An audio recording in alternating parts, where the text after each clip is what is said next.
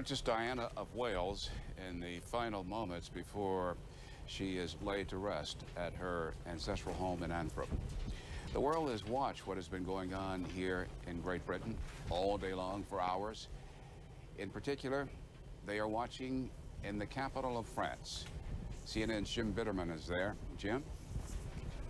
Bernie, there's been no large outpouring of grief of the likes you've been seeing there in Great Britain today, but there's certainly plenty of signs people are aware of the fact that this was the day when Diana was being buried. French TV gave it more than 3 hours of coverage this morning on their TV channels, one of the main TV channels here.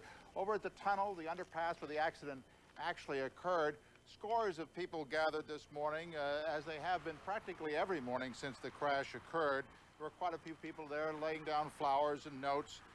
I should say that this is late summer here. There's still a lot of tourists in town, and we ran into at least 2 busloads of tourists this morning who were at the site and who had said that they had specifically asked their tour guides to add the site to the various locations they're going to be seeing around town, like the Eiffel Tower and the Louvre.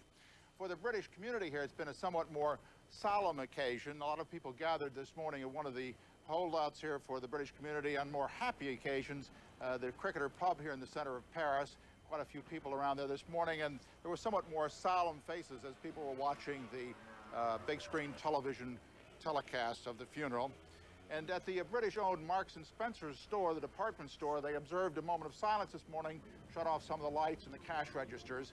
They have a big portrait of Diana at the entrance of the store and a condolence book for people to sign. So there has been quite a bit of community reaction here. Muted observances, but observances nonetheless. Bernie? Thank you, Jim Bitterman in Paris.